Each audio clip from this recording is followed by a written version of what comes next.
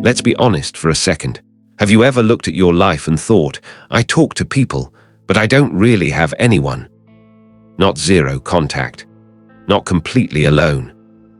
Just no one you'd call your person. And the weird part is you don't always feel lonely.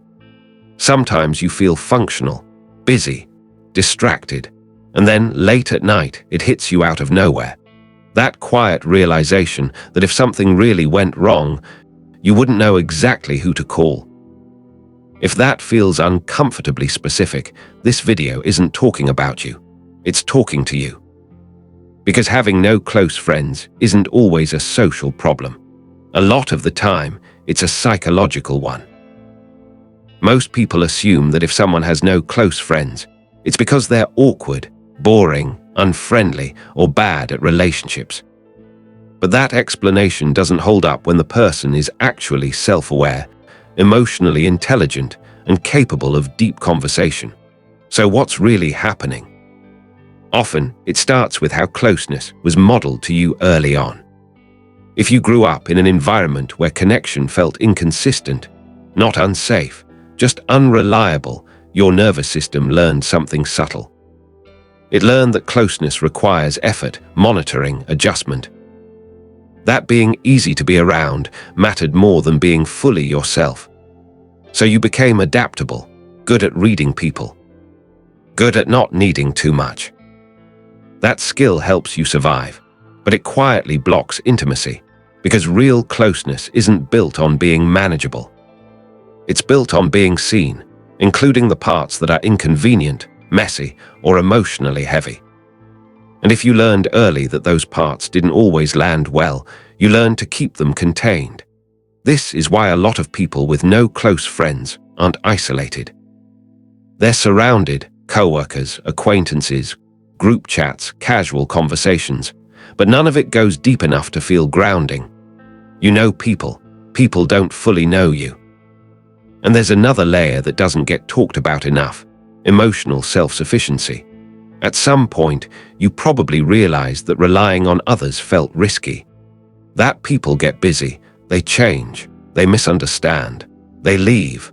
So instead of depending on anyone too much, you became the one who handles things alone. You don't reach out easily. You don't vent impulsively. You process internally. From the outside, that looks like independence, strength, maturity. But psychologically, it can turn into isolation without loneliness, which is harder to notice and harder to fix, because you don't miss people in an obvious way. You just feel slightly disconnected from life itself, and social media makes this even more confusing.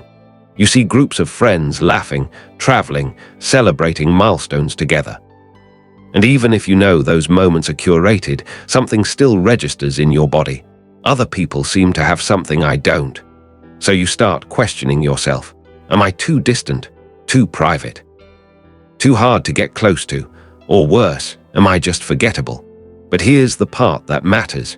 Having no close friends doesn't mean you're incapable of connection. It often means you've learned to survive without it. And survival patterns don't disappear just because you're safe now. They stay until you consciously challenge them.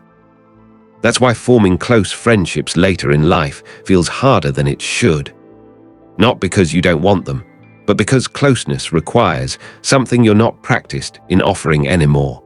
Vulnerability without control, letting someone see you without managing the outcome, saying, I need you, without pre-justifying it, allowing space for disappointment without shutting down. And if that makes you tense just hearing it, that's not a flaw, that's conditioning.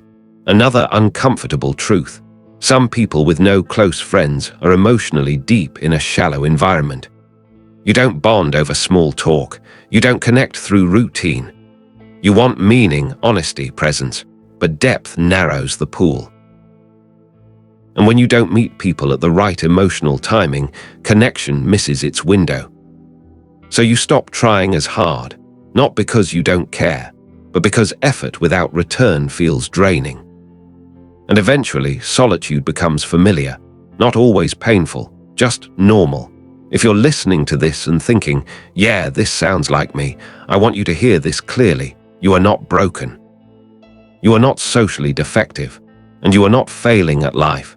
You adapted to your experiences intelligently, but adaptation isn't the same as choice. And here's the shift. Having close friends isn't about finding the right people first. It's about slowly allowing yourself to be someone who can be known again, not all at once, not dramatically. In small, uncomfortable increments.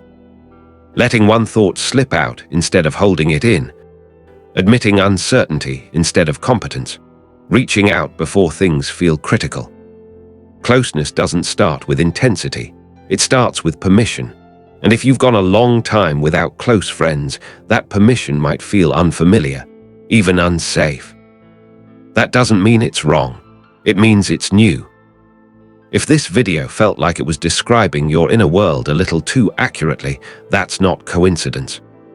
It's recognition, and recognition is where change quietly begins, not because you suddenly need people, but because you finally allow yourself to want them.